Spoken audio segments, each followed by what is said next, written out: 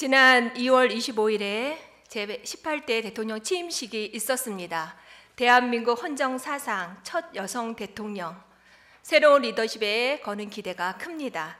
새 대통령은 취임 연설을 통해서 국민 행복과 또 희망의 새 시대를 열겠다는 청사진을 제시했고, 또 모든 국민들은 기대감을 갖고 지켜봤습니다. 그런데 오래전 2013년 대한민국 국민보다 더 큰 기대감을 갖고 강약길을 가는 그런 민족이 있었습니다. 바로 이스라엘이었습니다. 이스라엘은 애굽에서 오랜 종살이를 했고, 그 종살이에서 벗어나 하나님이 주신 약속의 땅을 향해 가고 있습니다. 하나님이 주신 가나안 땅, 그야말로 가나안 복지 귀한 땅입니다. 그 약속의 땅에서 특별히 선택된 그러한 이스라엘에 의해서 세워질 국가 이스라엘은 주위의 다른 나라와는 달리 아주 이상적인 나라가 될 것 같습니다. 불평등이나 결핍이 없고 또 자유와 행복이 넘치는 모두가 행복한 파라다이스, 지상 낙원이 될 것 같습니다. 그러나 이런 이스라엘의 그러한 기대와는 달리 가나안에 세워질 그 하나님의 나라, 그리고 또 이스라엘은 지상 낙원과 같이 완벽한 나라로 주어진 것이 아니라 하나님의 정신과 또 계명을 가지고 개척하고 만들어 가야 할 그런 나라였습니다. 그 나라에 속한 백성들은 우선 하나님을 경외하고 사랑할 뿐 아니라 하나님에 대한 사랑을 세상과 또 사회 관계 속에서, 삶 속에서 드러내며 보여줘야 했습니다. 오늘 본문 11절 말씀을 보면 하나님이 주신 그러한 복된 땅임에도 불구하고 그 땅에는 항상 가난한 자가 그치지 않겠다고 말씀하십니다. 고대 사회에서 절대 빈곤자는 고아와 가부 그리고 나그네였습니다.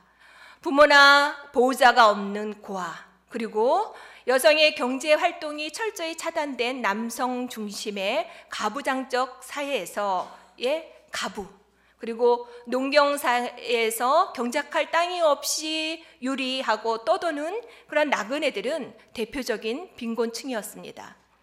우리 속담에 가난은 나라도 나라님도 구제하지 못한다라는 그런 말이 있지만, 그러나 하나님께서는 적극적으로 구제하라고 말씀하십니다. 곤란하고 궁핍한 사람들에게 손을 펴서 구제하고 도와주라고 하십니다.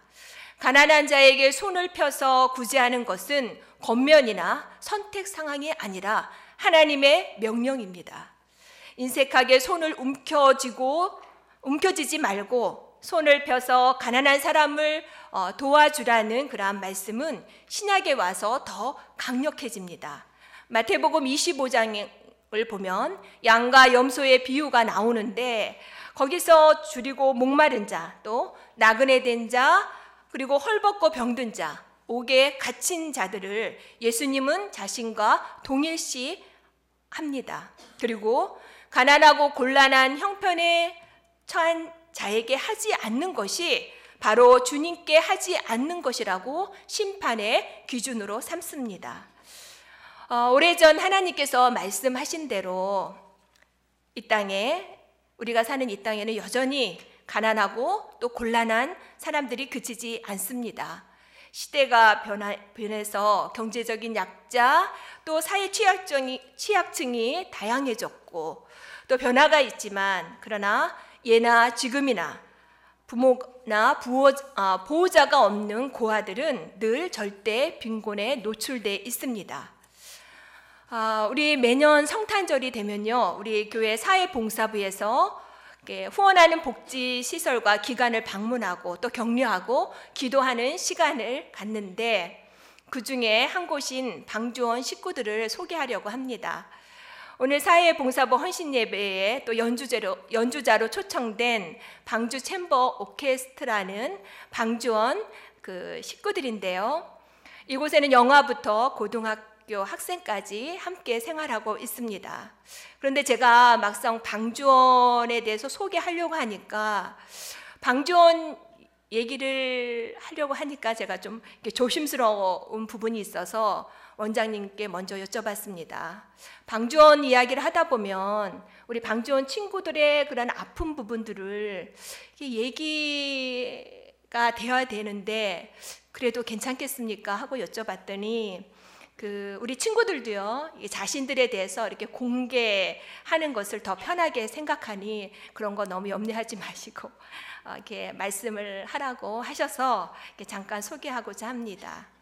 방주원 친구들은 갓 태어났을 때 버려진 유기 영아로 이곳에 오거나 또 아니면 부모가 이렇게 중독 또 장애가 있어서 잘 양육할 수 없는 형편에 있는 친구들, 또 경제적인 사정으로 양육할 수 없을 때 맡겨집니다. 그리고 또 가정폭력, 아동학대의 피해자로 보호가 필요해서 위탁된 친구들도 있습니다.